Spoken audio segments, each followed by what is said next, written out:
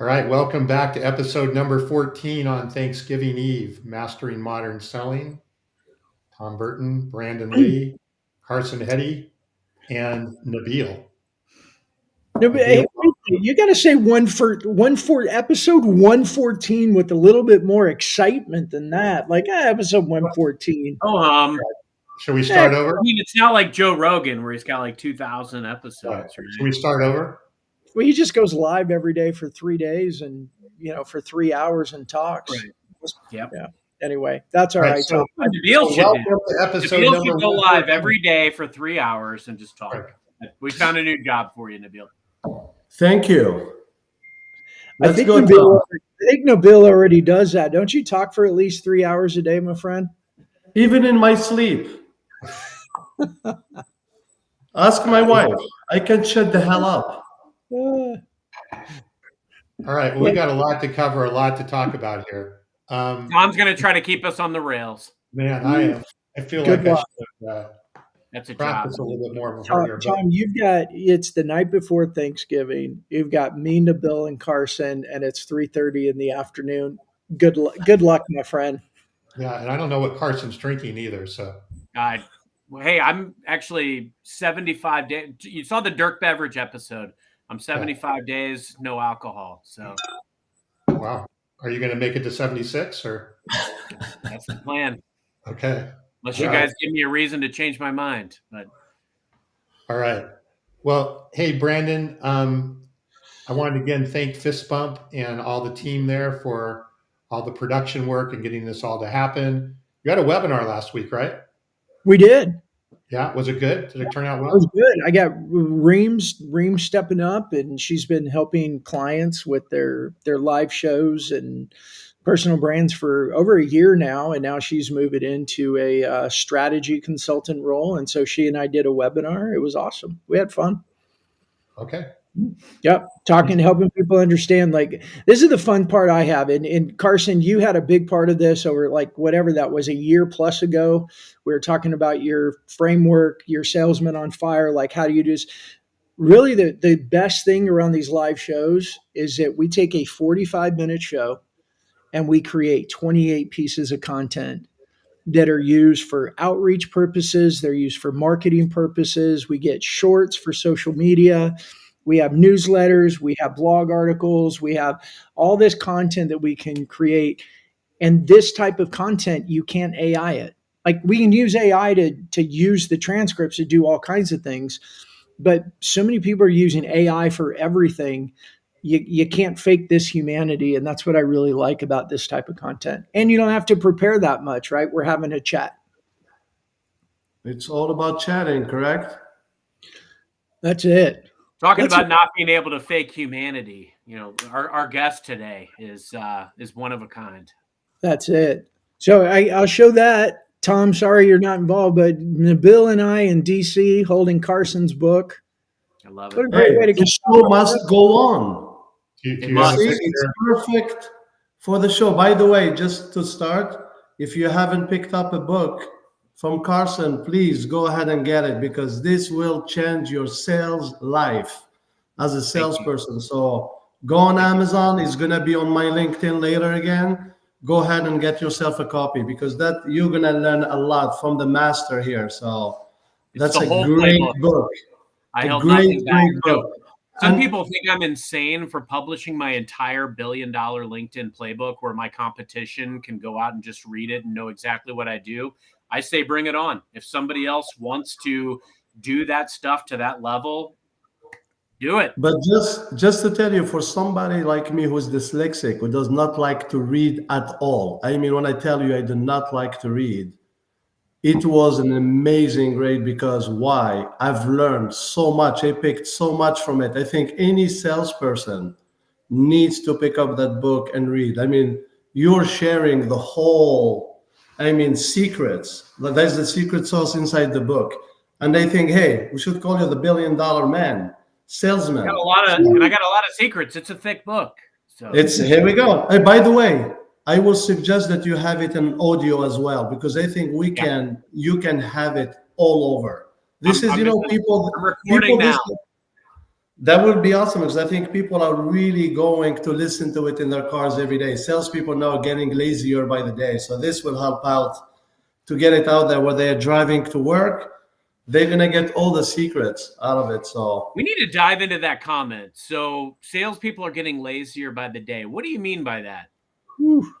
I can actually great comment. What I see back in the days, the way salespeople are doing, they were hungry, they were doing everything. I mean, from soup to nuts. Yeah. These days, I'm just talking about it in general. It's what I see through my experience. It's you give them everything from leads to opportunities, whatever. It's like it feels like it's almost you have to take the food, chew it, and put it in their hands. Like it's it is the truth. I mean, the way sales used to be that salespeople used to be not even SDR. You were everything as a salesperson. You were the SDR. You were the inside salesperson. You were the outside salesperson. You were the marketing person. You were the everything, and you were able to close. These days, salespeople have all that, and still they cannot take it to the touchdown line. So yeah, the hustle and the scrappiness and the resourcefulness. Sometimes these are a lost art, unfortunately, and it's how an aging guy like me can still be successful in sales because I came up in an era where you had to really do it all, really bring it. Like I take nothing for granted. We can't take anything for granted nowadays. And nothing is given. Go ahead. The assembly line approach works for Ford in creating cars, but assembly line doesn't work for sales because they're limited. Like this is what they do as a BDR, but they're totally unprepared to do anything else except that one thing. And they're not learning. I think Bob Britton has said this on our show a few times, because you have all these BDRs, SDRs, and different categories. They're not learning holistically. And after 5 or 6 years or 2 or 3 years, when normally they would advance to the next stage, they're not prepared to move into the next sales stage because they haven't been. No, I was going to say, there's one thing. It's so simple for me. It's funny throughout this past 3 years. It's been kind of just a change in my life in sales. LinkedIn. I know we're jumping in or whatever, but it is the simplest tool you can have for a salesperson. Now, when somebody is researching you, customer, people you work with, it's LinkedIn. That's like it's the major platform we're living in. It's the Facebook of like this next, I think, 3 to 5 years. It's going to be the main platform for professionals. And you see salespeople who are not even posting, not even once a week, about their product or service. Not even once a month. This is like the simplest thing. Yeah. It boggles my mind. Where this is like the simplest thing. Yes. We got a timeout, man. We got so excited that we never even introduced you and let you tell everybody who you are. This guy sounds pretty smart, but I don't even know who he is. That's right. We gotta get back on the rails. That's what we need Tom for. That's it. Tom, go ahead. So let me introduce myself. Welcome everybody to episode 114. Where Nabil is our guest. 114. Nabil, tell us a little bit about yourself, your background. So my name is Nabil Aitoumeziane. I've been here in the U.S. since 1997. I've been here for about 28 years. I'm from Algeria, grew up in France as well, moved from France here, have 2 boys and a wife. Her name is Jennifer. She's actually the rock of my life. Without her, I wouldn't be standing right here today. Like the title said, that I'm from bouncer to tech president. So we can start the story from there just to start. So when I moved here in 1997, when I was still a student, whenever I started working in a bar, why being a bouncer in a bar has to do something to do with sales. I've used my social skills working in a bar. I realized that was the way into my clients. So when I moved here in 1997, I worked for a company called OptiGlobe. It was a data center that was hosting. So by the way, my background, I have a degree in international business specializing in marketing. When I moved here, I wanted to get into the IT business in 1997 from France.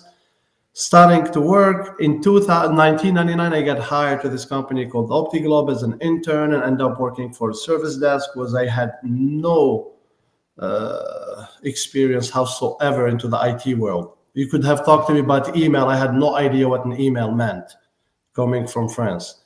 So starting to work on the service desk, I met this gentleman, which we became very close friends, and we started a company together called LDM. In 2000, starting to support small offices, dental offices. He was the brain, he was the IT guy, I was the sales guy. At that time, I started to work in the bar as a bouncer on Thursday, Friday, Saturday night. But we had few like dental offices that we were supporting. I was the sales guy, like I said, he was the brain. Started meeting people at the bar. Every customer they walked into the bar, you know how I looked at them? They were all customers. They all worked for somebody. They all were either an assistant or an engineer, whatever. So I was so social with people and a nice guy, and people, nobody wants to wait in a line, correct? When you go to a bar and there's a big line, you have to know the bouncer, like to cross the line, whatever. So I started to get their business cards, building relationships, and they looked at them all as customers. That's how I started my business to grow it. I started to get the business card, asking them, hey, can you get me a meeting with your office manager? Can you get me a meeting with the director? Who does your IT support? We have grown the company just like that and still have few customers until today with FSI strategy that I met from the bar days, which I'm talking 2000, 24 years ago. Wow. So that's... Tell us a little bit about FSI before you get too far. And I want people to know your company. Absolutely. So FSI, I joined FSI in 2007. All right. FSI, when it started in 2003, FSI strategy was called Fed Solutions. It was 100% a federal government contractor. When I joined in 2007, they brought me in to bring in the commercial side of it. So I came in to bring in more business on the commercial, which they already had 3 federal government contracts they were working on. But my job when I came in as a partner is to bring in more of the commercial side of it. But once I joined in, we started to get more sales within the commercial. So we decided to abandon the federal government contracts. And by the way, our name used to be FSI, stands for Fed Solutions Incorporated. Amazing thing that the FSI had, it was the name Fed Solutions. Everyone thought they knew who we were, and we were nobody. Fed Solutions, we've heard of you. Why? There was a company called FedSource, which was huge, and he was on the radio all the time, whatever. So it was an easy way to get in, to get business. But in 2007, when I came in and started the commercial side, by 2012, we stopped doing federal government contracts. We went 100% commercials, because we get more revenue in the commercial side than federal, so decided to abandon that. And then it was hard for us to sell to clients when he calls like, hey, this is Fed Solutions. They're like, hey, we're not a federal government. We're not working. I'm like, okay, so it's time to change the name. So that we have changed it to FSI. Just so it's kind of like the S in Harry S. Truman. It doesn't stand for anything. It's just... Here we go.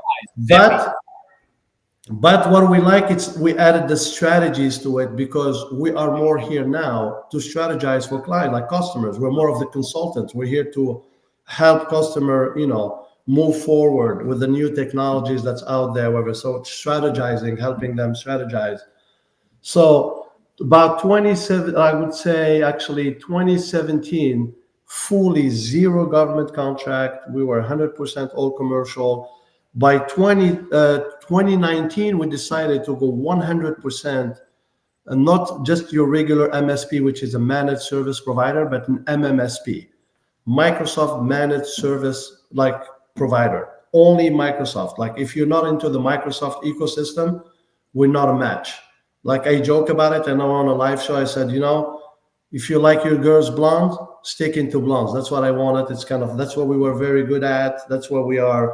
So we've been moving 100% we only take customers who are like within the AWS, like Amazon, whatever, who are planning to move to Microsoft. Otherwise, we're not. Yeah, we're not here. Look, like I tell people, I just, all Microsoft is everywhere. So that's the world what I live in. Nabil, it just dawned on me. What happened to your fist bump polo shirt that you have? It's in the closet. I promise you on the next one. No, it's funny. Today we went to take some Thanksgiving pictures with the family. So I'm I had to, kidding. I had even to get my hair done. Look at this. It So looks yeah. good. So what I was saying, like about moving into the Microsoft thing, it made a lot of sense to us as a company because also for us to grow the people within the company, we became more of an SME, subject matter expert. I have about 70 people in the company. All of them, every single employee at FSI is Microsoft certified. Even if we had a janitor, well, definitely as well, he's going to have to be certified to be working with us, Microsoft certified. So for us, it just became like an easy way. And just to tell you guys what happened to me, I had a Jesus moment going to Microsoft Ignite in Seattle. I was not a true believer of Microsoft before until I heard Satya Nadella live when I was at an MS Ignite. We came back. The way he's changing the world. Now you can live within the Microsoft ecosystem. Even for sellers, it's easy. Like, the word we say land and expand. It's the perfect word. Like, the wheel that I have, Brandon, in my office of all the Microsoft things. That's the perfect word because I feel like most of the businesses, they can run their business just through Microsoft ecosystem. You do not have to go out. And even if you have to work with a third party now, everything works, integrates well. Microsoft has changed the way they do business. I think now it's just what I was going to say, there's no limits to what we can do anymore. I mean, I can walk into any customers. I love when they say, oh, we don't use Microsoft. You know what I say? What do you use for your email? I use Outlook. How do you do your resume? It's Word. How do you do your accounting, whatever it is? Like, oh, Excel. So somehow you are Microsoft somewhere. And what I've been loving about the whole thing with the Microsoft 365, that a lot of customers don't know that they have a license and they don't know what to do with it. And they don't know how much they can do if, like you pay for an E5 license, the amount of stuff that you can do with it, you already pay for it. But having companies like FSI or other Microsoft partners to help you explore the world through the security world or, your SharePoint, how you can communicate through Teams. People just, the knowledge is not there. And they love that. Like, you know me, Brandon, you have met me and you know how excited I always am because I know that there's limitless things that we can do for customers with the new, I call it the new Microsoft. Because it's just the AI world now is just unbelievable. I'm like a heavy user of Copilot. Why people think I'm a crazy Copilot person? It has With guys changed. like Nabil out there in the world, I feel like my stock price is going to continue to go up. I want to make sure we talk. I want to hear about things that you've kind of gleaned. You've got a unique background, Nabil. I want to hear about things that you've gleaned around networking and relationship building. Especially, I'm intrigued by the bar, the bar lessons. I'm a huge fan. I don't hide it. It's one of my guilty pleasures. I'm a huge fan of the movie / script / book Cocktail. And I actually had the opportunity a few years back to interview Haywood Gould, who wrote Cocktail, was the director, was the writer, the producer of the movie Cocktail. And so, he talks about how within this saloon lies the greatest concentration of wealth in the world. I think if you tap into, like you did with some of your relationships in the bar business, there's a lot of lessons. There's a lot of things that you can learn. I'd love to hear kind of, what have you learned over the years around networking and relationship building that helps you today? So I can tell you, it's analyzing people when you work in a bar business. You can watch people. You don't have to talk to them and you know exactly what they think and what they are about to do. That's from experience. I've done it for 12 years. A sober person and a drunk person, they are two different people. So it is the truth. And that's, it changes your character as well on how to behave around people, because people are different. That's one thing that you learn working in an environment like that. It's the same thing like when you're walking to customers. Some of them are very welcoming, some of them are very tough to crack. So you have to try different ways on communicating with them. In the bar business, it's the same thing. The approach to somebody that's aggressive, somebody that's nice, you have to change the way you approach the situations. And that's what one of the best things I've learned. It's how to handle different situations, how to pivot from one, you can talk to somebody who is just calm and then can get aggressive into a moment. I've learned how to handle that. And it goes the same thing in the day-to-day business today. You can go into a customer and you start talking to them about a product or a service, and they're like, I don't need it, whatever. But you need to learn how to pivot. It's the same thing goes when you're dealing with a customer at the bar. If they're, it's so you learn how to deal with different behaviors, different people, different situations. And that's one of the best things. The other thing as well, networking. Through my entire life, I could not figure out what was very good about me as a person. Like, okay, have a little degree in college, but what am I good at?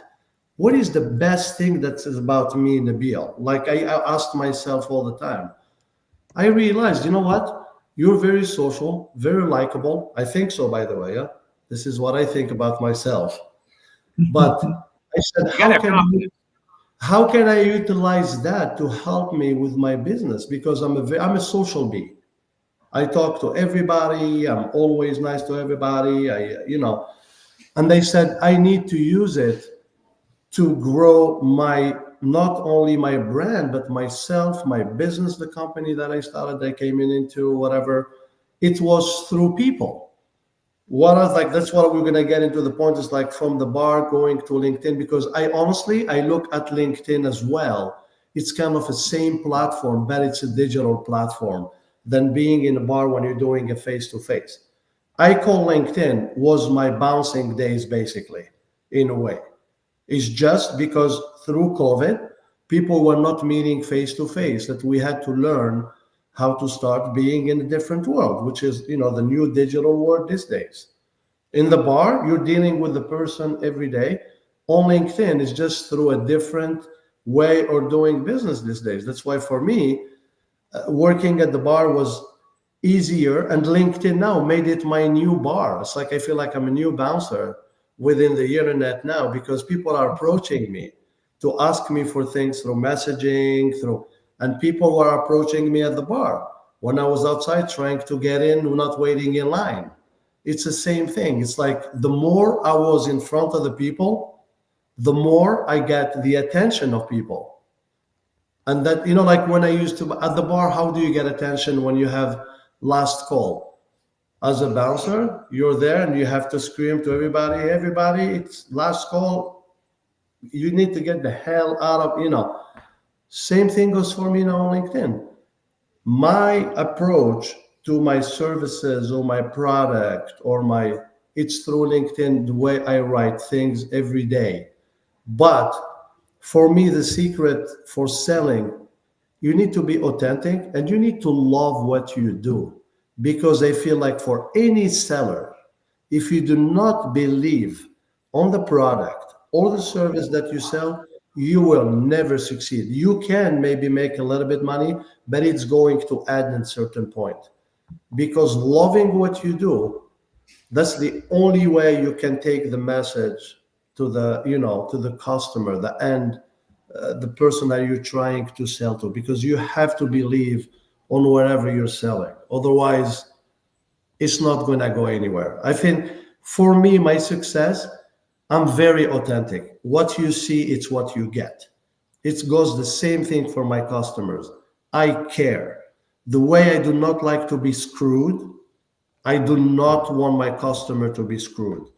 And Brandon knows me, everybody will kill me for it. I remind everyone every day, I say it a million times, we all going 6 feet under. No one has a date of their expiration. It can happen tomorrow. So everybody, I believe in two things. I need to be very good to people, help when I can, and try to be the best at what I'm doing. I love it. I'm telling you, the Jesus moment with Satya Nadella, and actually my business partner can attest to it, Reda Morsley and then John Firth, who were with me in Seattle, they were shocked how I changed. They were like, whatever the drugs you're doing, whatever you're doing, you are a different person. I came back and I'm like, I'm all in for Microsoft. Hey, Nabil, Because somebody resonated with me for once. No, I was going to say very quick. My brain, the way it functions, which in the show today, I'm going to say it openly. I got diagnosed last year with dyslexia at my age. I'm 48 years old, about to turn 49 in February. My entire life, I was having a hard time reading. My parents were spanking the hell out of me to read a book, whether they thought I didn't want to study. I saw it in my little son, who's 6 years old. I started seeing the same behaviors I had when I was younger. So I had to go to the doctor I said, hey, and she said, absolutely. After a couple of visits, she was like, 100%. That it explains why. So what I was going to get into, it's that what we call a disability, which I don't think it is because I've done well with my life. I had to hide from things that I didn't know, but use whatever I thought I was very good at and go push with it. And that's the talking. You guys can say, you can tell, I can't shut the hell up. Like even if somebody comes right now to take me, I will fight them to death. I'll use my bouncing power just to talk. Go ahead, Tom. well, I have a question that kind of relates to a number of things you were saying, in particular about Microsoft. You know, I'm in the B2B world, sales world as well. One of the biggest challenges I'm seeing nowadays is companies are overwhelmed with the number of technology choices that they're being presented with. And I would think in the Microsoft world, right, you're walking in with this gigantic portfolio of products and things that you could help a company with. How are you communicating to them today in a way that gets them to want to maybe discover new technology and really understand some of the things? Because I'm seeing right now, maybe more than ever, a bit of a resistance, if you will, because they're a bit overwhelmed with, especially with AI and everything else. So how do you, from a sales perspective, how do you break through that and get them to be more interested in discovering new technologies, and in particular the Microsoft suite?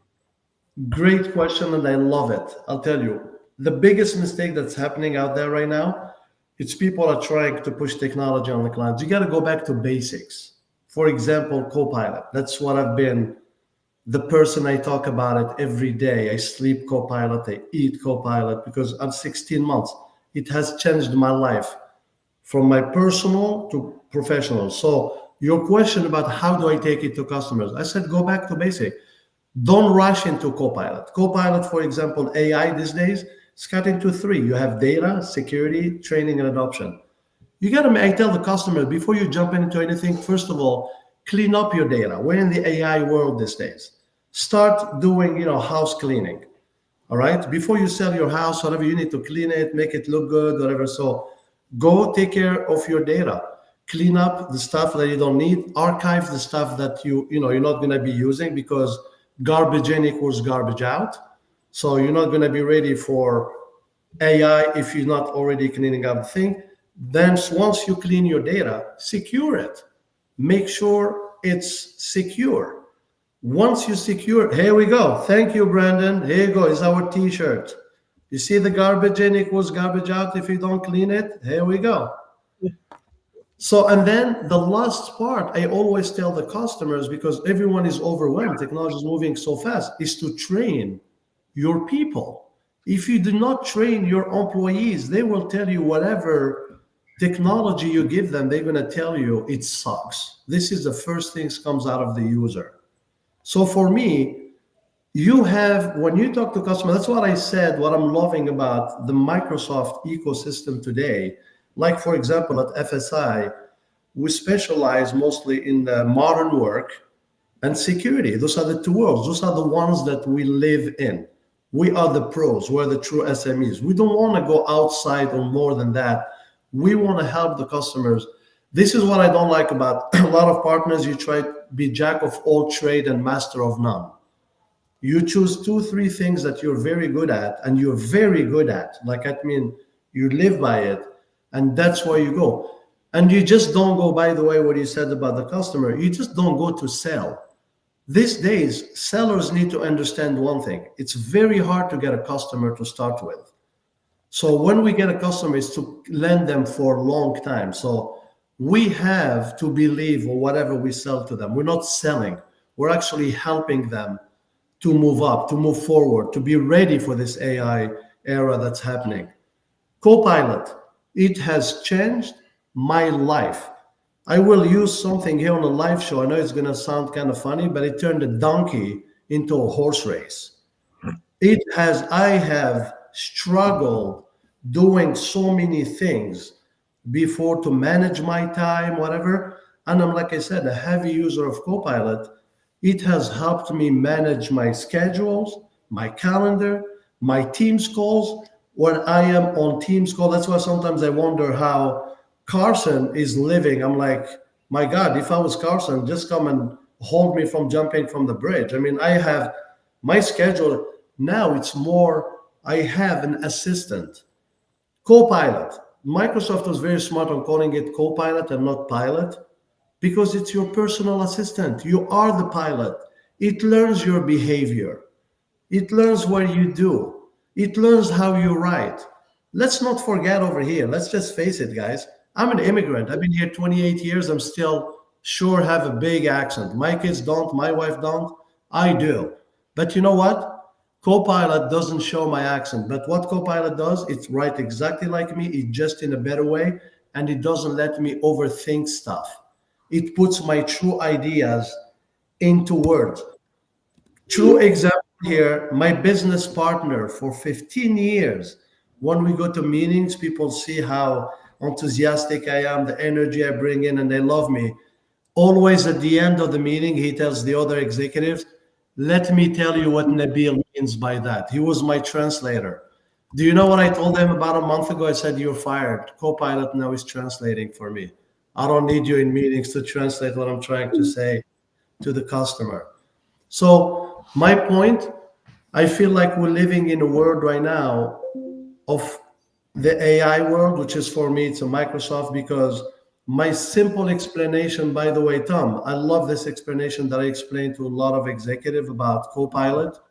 It's ChatGPT embedded into Microsoft product, but what is the best part out of it? It's secure. That's what you don't have in ChatGPT. Within Microsoft, it's secure within your environment. That's exactly what it is. And that's what customers want to hear, because you can lock it without having to go to the internet, only within the work framework that you have within SharePoint. It's just simple explanation. Nabil, as much as Carson loves this infomercial for Microsoft, I want to move you into I want to move you into the sales side, and I'd love to hear, as the president of a Microsoft partner, the president of a company, and you've talked about how much you like LinkedIn. It becomes a networking. How specifically are you using LinkedIn to meet potential new customers? I think in your case, meet a lot of Microsoft sellers that are your partners. What advice, how are you using it, and what advice do you have for other CEOs and presidents of company around using LinkedIn for your networking and relationship building purposes? So I live on LinkedIn. Like, you remember, like, just bring it back, where the wives used to be like, get out of Facebook. I'm the one of, like, my wife almost to pick up the phones, like, get out of freaking LinkedIn. You know, like, I have relationship. I think in today's world, if you are not on LinkedIn, this is the true belief that I have, like, you know, you will not go anywhere, because I think that's the main professional platform. So I'll tell you how I use it. LinkedIn became my first, like, the ideas I have, the love of the technology that I use, even myself, because I'm learning. It's not like, this is not a Facebook, but it's also, you want your buyers to know you, to feel like they know you. So whatever I write about stuff that I'm very passionate about, when I'm talking about business. This is a professional platform. I am not talking. So for me, in my world is Microsoft. It can be someone else's world, is Amazon or Google, whatever product they sell. But for me, that's what I share. That's the platform where I go and share about what I'm doing, what I'm passionate about, what I'm selling, what are my companies doing. And I like to share like about my stories about Copilot, what it has done for me. And proof is in the pudding. Brandon, when I met you for the first time when you came into DC, I felt like I've known you forever. Same thing goes for Carson. When I've met him for the first time, it was last year in Dallas. It felt like I've known him for years. I've known about his family. I've known about your family, Brandon, as well. It felt like, honestly, I was your friend forever, guys. And I feel this is what it bothers me to see a lot of these days, a lot of executives or even sellers or anybody within the professional world not using LinkedIn as a platform to help you not only land, because like land customers or even make, like I was telling earlier, because that's good that we're talking about the bar and LinkedIn. LinkedIn is the new bar. That's where all the social also, meeting people. When people go to bars, usually it's not only about alcohol. They go and meet new friends and new people. LinkedIn is that platform today. It's But like Cheers. Everybody knows your name. Exactly. And that's the whole point. I mean, for me, it's like you have to be present because people are searching us today on that platform. If a customer is looking for you, they're going to go and see what are you doing? What are you all about? Now, if somebody goes to my LinkedIn, they're going to know that Nabil Aitoumeziane, he's always a Microsoft guy. Everywhere that I work, like every conference I go to, I'm the Microsoft guy. I don't even know like how people know. They think I work for Microsoft, which I don't. Same thing goes for you, Brandon, about First Bump. Everything it is about, what you're doing. That's how I've known about what you do. That's how I've known about what Carson was doing. It was through me researching the LinkedIn. Easier access. Go ahead. Well, you had mentioned that you publish and you talk about things like Copilot. What else do you do on LinkedIn? And Nabil, I'm thinking there's CEOs, there's president of companies out there listening. They're scared. Like, I mean, Carson, you and I've talked about. We hear about it a lot. They're like, oh, I don't have time for LinkedIn. But what they really mean is, I don't really know what to do, and I don't want to look stupid. You've embraced LinkedIn as a president of a company. It's done well for you in opening up relationships and new business opportunities. You mentioned publishing content. What else do you use? How else do you use LinkedIn I to build put those? my life out there because that's the kind you have to be authentic in this business. Like I said, it's 2024. I bring in my family. I bring in the things that helped me get here. It's my family. I have to, be personal. I want people to know who I am. No one will buy from a stranger. No one. People need to feel like they know who they are working with. And, this platform has opened up that now to me. It's not only about the professional part of it, but it's also the personal part of it. They need to know who Nabil is. That's why I'm coming out on this show right here about dyslexia. I don't care. If I can help somebody else, I want people to know my kids, my wife. That's the world we live in. People need to feel comfortable. They need to feel like they know who you are. They're just not going to be buying. Like I said, Brandon, you and I, the first time we met, we hugged each other right away. You know what? 5 years ago, it would have been like, what are those two weirdos doing? Yeah. Like, yeah, I don't know if I've met with a killer or whatever, you know what I mean? But through LinkedIn, we learned how to talk, like I've learned a lot about you. And then, we talked on the phone, we had Teams calls. And then when we met, it felt like we had a relationship for years, like no joke. I felt like I was with a buddy of mine. Like, so that's what I'm saying. I think I will say to any C executive, out there. You need to utilize LinkedIn because you are the voice of your company.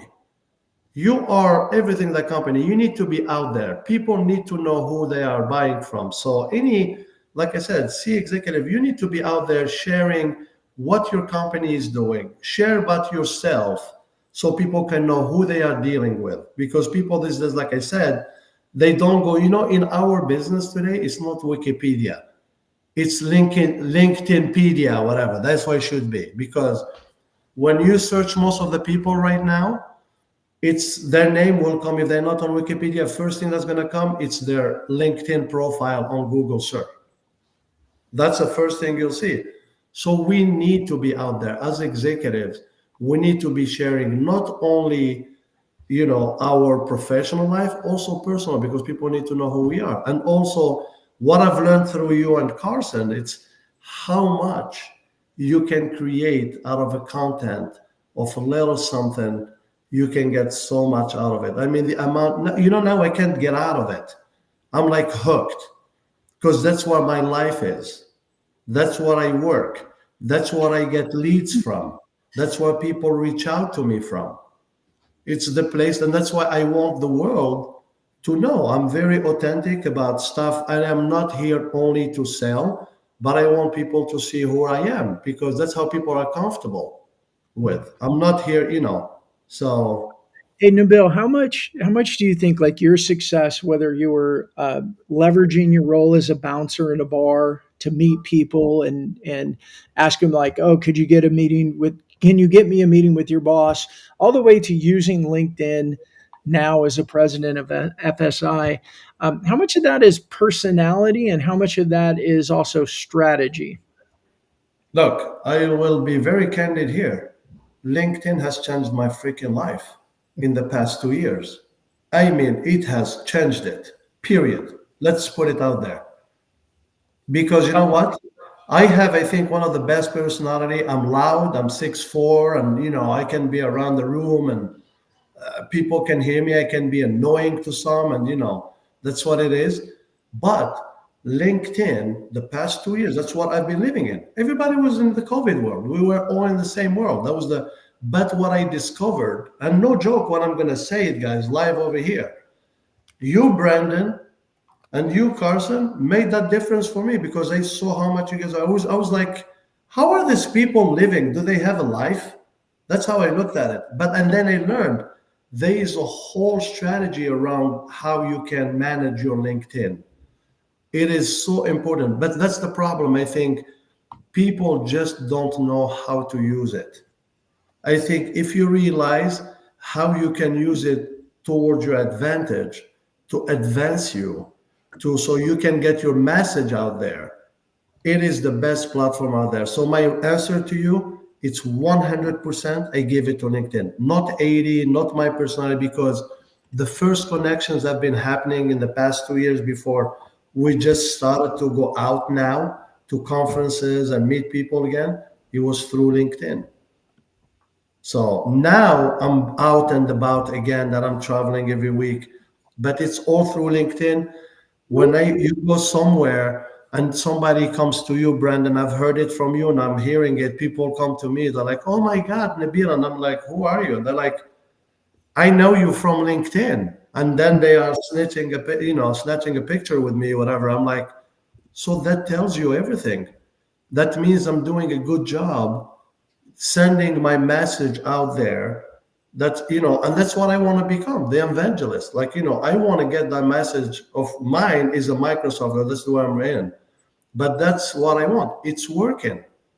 I feel like every C executive needs to get on board now, because the next, I think, this is my opinion, 3 to 5 years, it's going to become the next Facebook. People are going to start signing off from it because it would be too much. Too many people doing that. So I think for any company, even look, not only as an individual C executive, but companies need to be more involved and promoting more on LinkedIn. It's your new marketing platform. It's your new branding platform. It's all of that. It will change. It has changed my life. I can tell you this.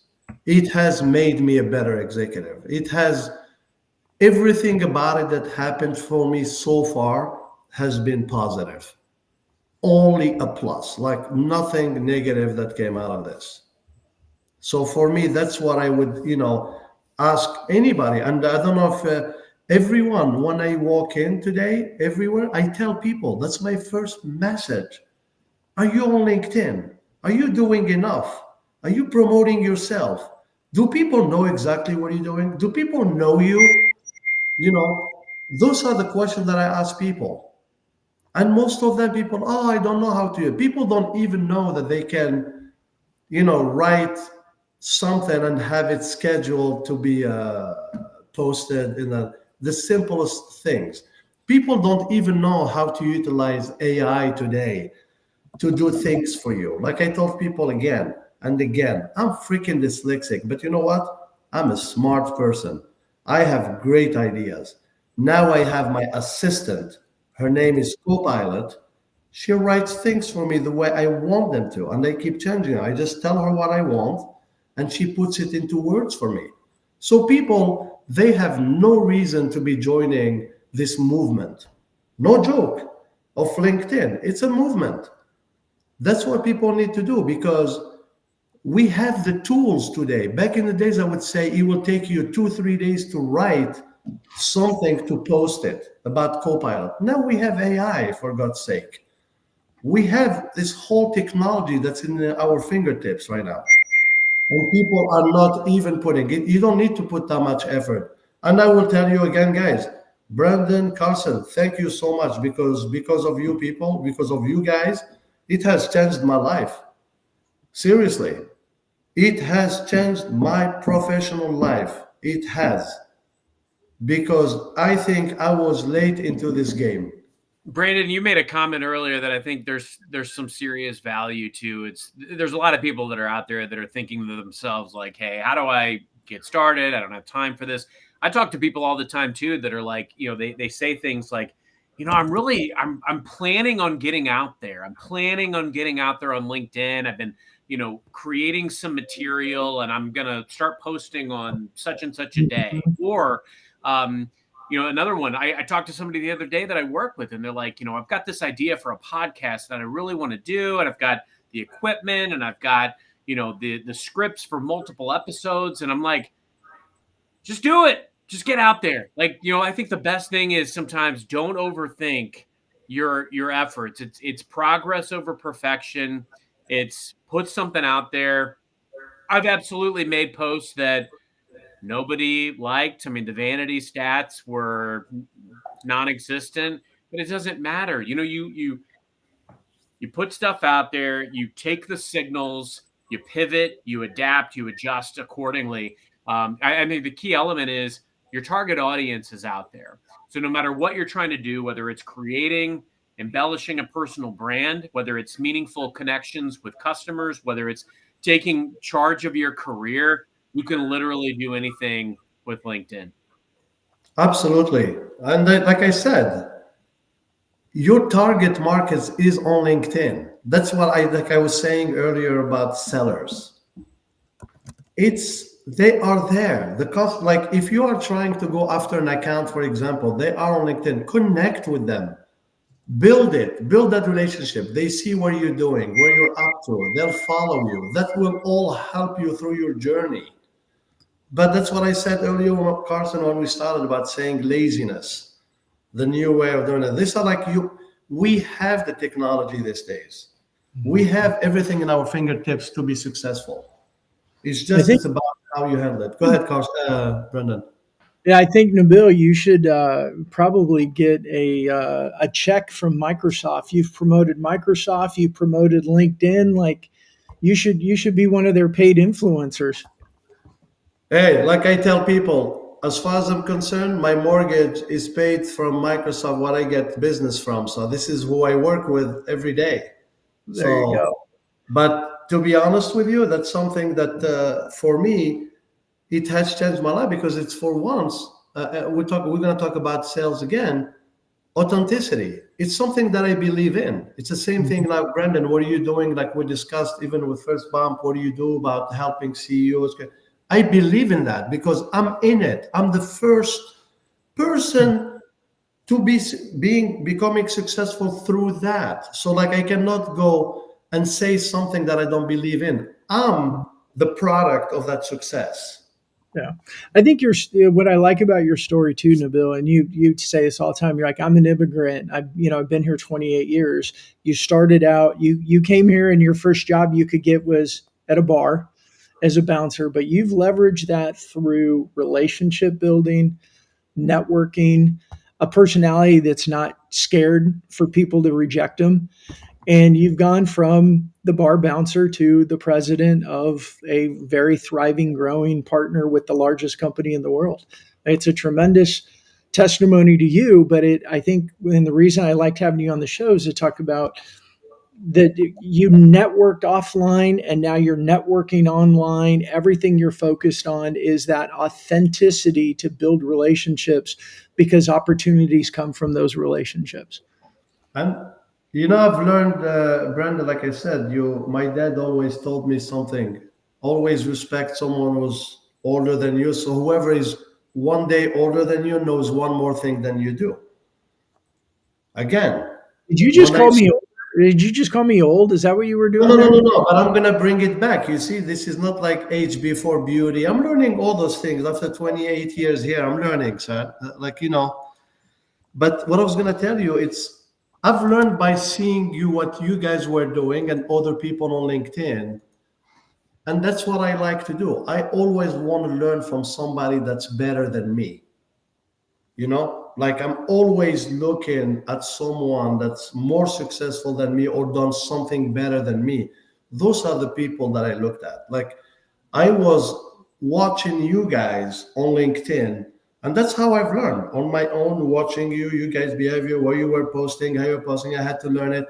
Following you guys on the show, on the mastering modern selling, like all the time. I kept picking up ideas. That's how you learn. It's by listening to others. What's working these days? You just don't learn about thinking you know it all. You got to see what others who are being successful, what they're doing. And that's why, when you talk to me about fist pump, I told you I'm a true believer because I think people are behind. If you do not join this whole social selling today and being part of the LinkedIn world, you are going to be left behind. I can promise you that. That's the world that we are living in right now, between the AI and everything is in artificial intelligence today. Everything is in the AI world. Yeah. I think Look how you're doing it through AI, how you are managing your customer through the AI world.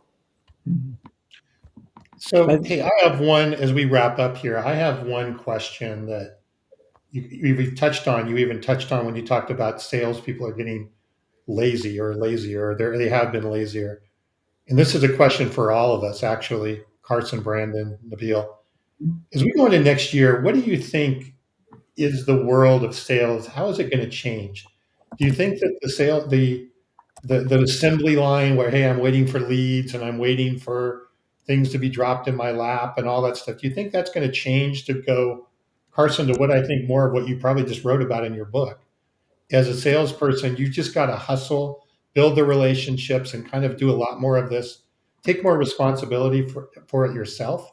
Do you think that that's changing the world of sales from the assembly line more to, hey, I've just got to be fully responsible for my job, which is to procure customers and increase customers? It's like a pendulum, Tom. I mean, I think that we're going to continue to see this shift where, the tools, the tech, the hybrid work settings, we're going to go back to valuing those things more and more and more because of this influx of technology and AI, because the lazy are going to go for the easy, the things that are going to flood the ecosystem with noise, the AI written mails, the LinkedIn content. Daniel Disney, who I love, he makes this post regularly about, and it's a joke meme, but it's very true and accurate. It's all about this sales manager conversation with a sales rep, and it's about the lack of responsiveness of the customer, and it's like, just give them a call, and then they keep saying, well, I'll just email them again. And the reality of the matter is, It's easier now than ever to just get a hold of somebody on the phone. I mean, I have almost a 100% success rate just picking up the phone, calling a customer. Their phone numbers are on their signature lines and their emails and things of that stature. I mean, they're very easy to get a hold of. The scrappiness and the resourcefulness, the face-to-face, these things are going to matter all the more. And the greats in 2025 are going to embrace the resourcefulness, adding value, doing the types of stuff that Matt Dixon talks about in the Jolt effect, getting to the customer, de-risking their decision, adding value, being with them on the journey, doing the hustle stats that don't show up in the box score. Those are going to be the winning salespeople next year. They're going to use the tools to get the meetings, to arm themselves with data, to prep for the meeting. I mean, I can prep for a meeting in seconds flat now with AI, but they're going to do it the old-fashioned way by getting in, meeting the customer, knowing enough about them in advance, getting to the heart of what matters to them, asking great questions, being responsive, being communicative, being transparent, following up. Those are what the greats are going to do. They're going to do the fundamentals better than anybody else. So what you're saying is that is modern selling for 2025. Yeah. That's what I'm hearing you say. So now we know we're going to be talking a lot about. You heard it here first. You heard it here first. That's right. That's right. Yeah, and that's, it's interesting is that we did an episode coming into 2024 about what sales going to look like, and we talked about AI. And I don't think our conversation will change as we do this for 2025. And you just kind of kicked it off. It's leveraging the AI without losing humanity. And what we've seen, because so many people love the easy button, and they think if I just turn this thing on, it's going to work and POs are going to fly out of the sky and fall in my pocket. But what Carson keeps saying, what Carson demonstrates, that's why I joke around. I'm like, Carson's a machine. And I think the reason why Carson can write the book that he wrote and give away his entire playbook is because he's confident that 99% of the people that read it won't do the work. Come at me. Seriously, yeah. Come at me. I put the entire playbook out there. You want to generate $1 billion using LinkedIn with social selling and AI? There's the playbook. Go to it. Come beat me. But you would welcome people and you'd love for people to be successful. It's good for sales. If people would do these things, it's good for sales. It's good for customers, because at the heart of this process is the customer. It's all about adding value for them. Actually earning the right to be the trusted advisor. I mean, whatever happened to, really earning a good quality relationship and staying with them, wherever they went, into different organizations, and, sending each other Christmas cards. And I think that's the key, is we got to get back to basics like never before. Yeah. And when I look at it, I go with the 3 W's. It has to be the win, win, win. Customer wins, you win, and your vendor, whoever you were, wins. Because at the end of the day, it's all about the customer. That's it. 3 W's. Jennifer, good to see you on. Jennifer liked your comment, Brandon. Hey, Jennifer, thank you. Yeah, and I think, I want to finish that though, because Carson, you set it up, and I just want to expand upon it a little bit. I think going into 2025, like we had Amy Franco last week as our guest, in her book on the modern seller, she talks about modern sellers are entrepreneurial. And Carson, to your point, they're going to figure shit out. They're going to figure out a way to be successful. They may, and now they got tools with AI to do things a lot faster.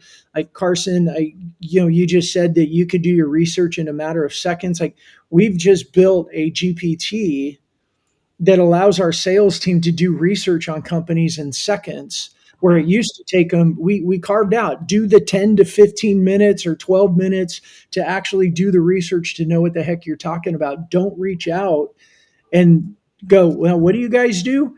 But now the GPT does it for them in seconds.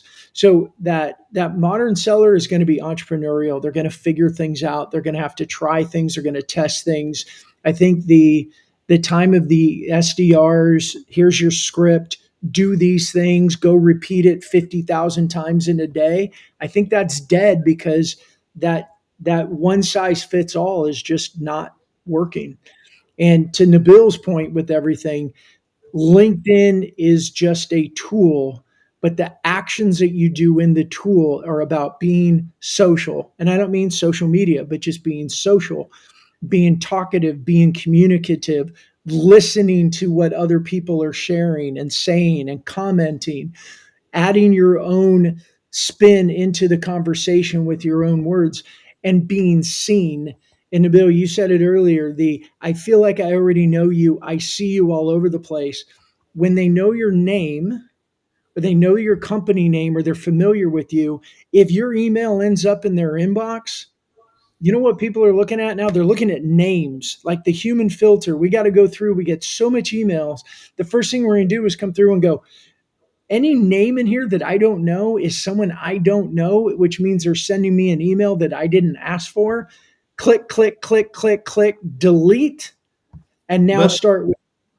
No, I was going to add something to what Carson said, and you spoke about as well. Carson, you said about pick up the phone and call. But to do that, it's actually, I believe in it now, it's back. But you got to build up that whole LinkedIn and email, because then you have all the information, the direct dial, and people know who you are. So when you dial, it's much easier because you're already part of that social setting. Your name is out there. They know who they're talking to. They know, so just pick up that phone and talk now, like dial that number, because you already did all the hard work before, like, promoting yourself on LinkedIn, be out there, people know who you are.